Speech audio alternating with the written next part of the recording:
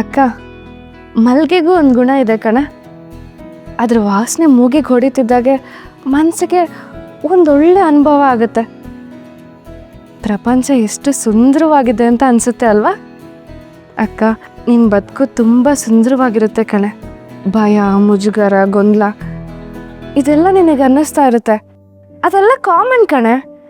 ನಿನ್ನ ಹಾಗೆ ಹೊಸದಾಗಿ ಮದುವೆ ಆಗಿ ಬಂದಿರೋ ಹೆಣ್ಮಕ್ಳು ಇದೇ ಜಾಗದಲ್ಲಿ ಕುತ್ಕೊಂಡು ಅದನ್ನೆಲ್ಲ ಅನುಭವಿಸ್ತಾ ಇರ್ತಾರೆ.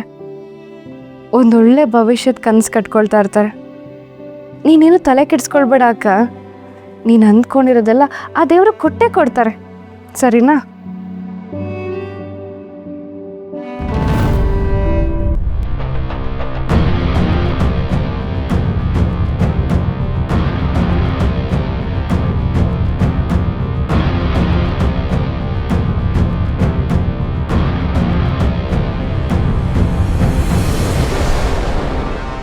ಕಲ್ಯಾಣಿ, ಇವತ್ತು ನೀನು ತುಂಬ ಚೆನ್ನಾಗಿ ಕಾಣಿಸ್ತಾ ಇದೀಯ. ನಿಜವಾಗ್ಲೂ ಹೇಳ್ತಾ ಇದ್ದೀನಿ, ಯಾರೋ ತುಂಬ ಟೈಮ್ ತಗೊಂಡು ನಿನ್ನನ್ನು ತುಂಬ ಸುಂದರವಾಗಿ ಅಲಂಕಾರ ಮಾಡಿದ್ದಾರೆ ಅನಿಸುತ್ತೆ. ಹೊಸ ಹೂವು, ಹೊಸ ಬಟ್ಟೆ, ಹೊಸ ಮನೆ, ಎಲ್ಲವೂ ಹೊಸದು. ಆದರೆ ಭಾವನೆಗಳು ಮಾತ್ರ ಹಳೇದಲ್ವಾ? ನನಗೊಂದು ಮಾತು ಹೇಳು ಕಲ್ಯಾಣಿ. ಈಗ ನಿನ್ನನ್ನು ನೀನು ಕನ್ನಡಿನಲ್ಲಿ ನೋಡ್ಕೋತಾ ಇದೀಯ ಅಲ್ವಾ? ಆ ಭಾವನೆಗಳು ಮಾತ್ರ ಹಳೇದು. ಈಗ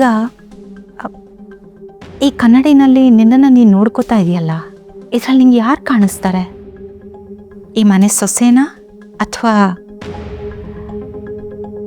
ರಾಜೇಶ್ ಪ್ರೀತಿಸಿದ ಹುಡುಗಿನ?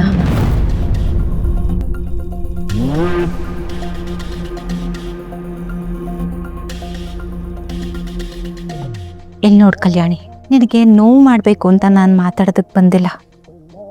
ಹೃದಯನ ಬಿಚ್ಚಿ ಮಾತಾಡೋದಕ್ಕೆ ಬಂದಿದ್ದೀನಿ. ವಿನಯ್ ತಾಳಿ ಕಟ್ದ, ಪುರೋಹಿತರು ಮಂತ್ರ ಹೇಳಿದ್ರು, ಬಂದು ನೆಂಟ್ರಿಷ್ಟ್ರು ಅಕ್ಷತೆ ಹಾಕಿ ಆಶೀರ್ವಾದನೂ ಮಾಡಿದ್ರು. ಇದೆಲ್ಲ ಒಂದು ಸಣ್ಣ ಶಾಸ್ತ್ರ ಅಷ್ಟೇ. ಸೊಸೈಟಿನಲ್ಲಿ ಸ್ಟೇಟಸ್ ಚೇಂಜ್ ಆಯಿತು, ರಿಜಿಸ್ಟ್ರಲ್ಲಿ ನಿನ್ನ ಹೆಸರು ಬದಲಾವಣೆ ಆಗ್ಬೋದು. ಆದರೆ ಇಲ್ಲಿರೋದನ್ನು ಬದಲಾವಣೆ ಮಾಡೋದಕ್ಕಾಗತ್ತಾ? ನೋಡಿ ಕಲ್ಯಾಣಿ, ನಿನ್ನ ಕಣ್ಣನ್ನು ನಾನು ಸೂಕ್ಷ್ಮವಾಗಿ ಹತ್ತಿರದಿಂದ ಗಮನಿಸಿದ್ದೀನಿ.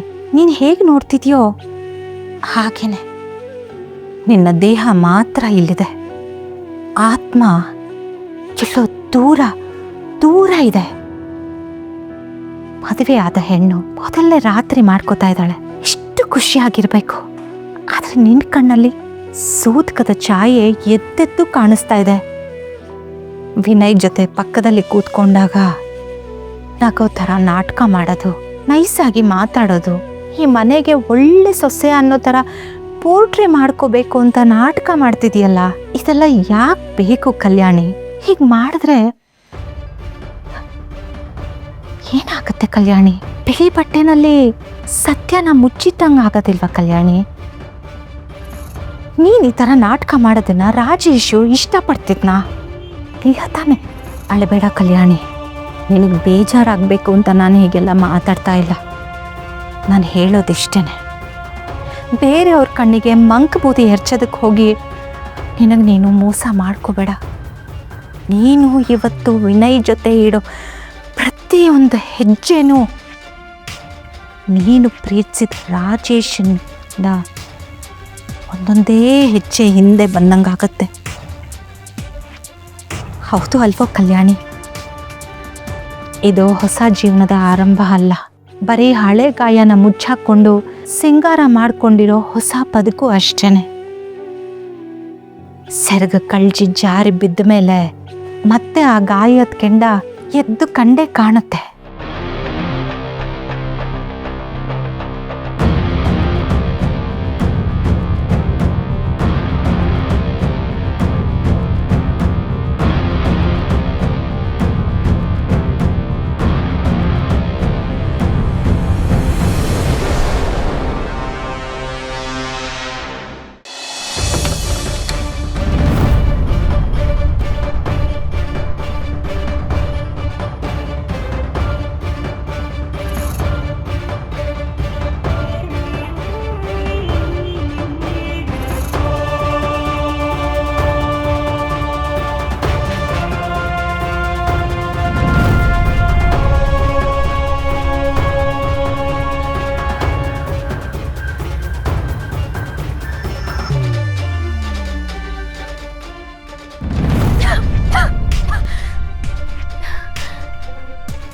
ಏನೇ ಅಕ್ಕ ಇದು?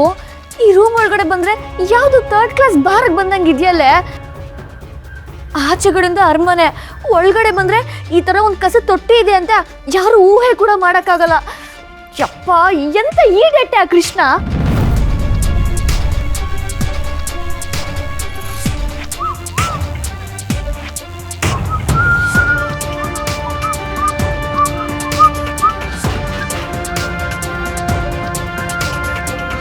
ಏನಿದು ಸಡನ್ ಸರ್ಪ್ರೈಸ್?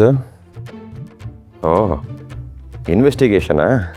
ಏನಪ್ಪ, ನಮ್ಮ ಹುಡುಗರಿಗೆ ಪ್ರೈವಸಿನೇ ಇಲ್ಲ ಈ ಜಗತ್ತಲ್ಲಿ. ಏನು ನಡೀತಿದೆ ಇಲ್ಲಿ? ಅದು ಮಲ್ಗೋಕ್ ರೂಮ್ ರೆಡಿ ಮಾಡೋಣ ಅಂತ ಬಂದ್ವಿ. ರೂಮ್ ಆಲ್ರೆಡಿ ರೆಡಿ ಇದೆಯಲ್ಲ, ಇನ್ನೇನು ರೆಡಿ ಮಾಡೋದು? ಮಣ್ಣಂಗಟ್ಟಿ. ಒಬ್ಬ ಮನುಷ್ಯನ ಗುಣ ಏನು ಅನ್ನೋದು ಅವನಿರೋ ಜಾಗದಿಂದ ತಿಳ್ಕೊಬೋದು ಅಂತ ದೊಡ್ಡವ್ರು ಹೇಳಿದ್ದಾರೆ. ಈ ರೂಮು ನೀನು ಎರಡು ಸೇಮ್ ಟು ಸೇಮ್ ಕಣೋ. ಗಬ್ಬು ನಾರ್ತಿದೆ. ಭವ್ಯ, ನಾನೇ ತಪ್ಪು ಮಾತಾಡಿದ್ದೀನಿ. ಇರೋದು ತಾನೇ ಹೇಳ್ತಾ ಇರೋದು. ಸಾಕು. ಅವಳು ಹೇಳ್ತಿರೋದೇನು ತಪ್ಪಿಲ್ಲ ಬಿಡಿ. ಆ್ಯಕ್ಚುಲಿ ಈ ರೂಮಲ್ಲಿ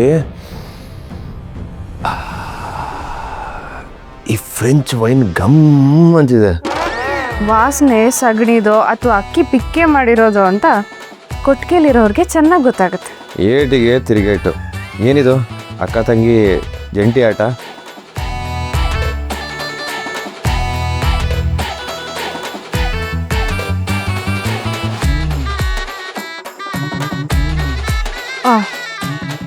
ಕೃಷ್ಣ, ನೀನು ಬೇಜಾರು ಮಾಡ್ಕೊಳ್ಳಲ್ಲ ಅಂದರೆ ಇದನ್ನು ತಗೊಂಡೋಗಿ ಒಂಚೂರು ಆಚೆ ಇಟ್ಟು ಬಂದ್ಬಿಡು. ಹೆಂಗಿದೆ ಕಲೆಕ್ಷನ್? ಜನ ನೋಡಿದ್ರೆ ಶೇಕ್ ಆಗಿಬಿಡ್ತಾರೆ. ಇದನ್ನು ಆಚೆ ಹಾಕೋದಕ್ಕೆ ಮನಸ್ಸೇ ಬರ್ತಿಲ್ಲ. ಆದರೆ ಏನು ಮಾಡೋದು?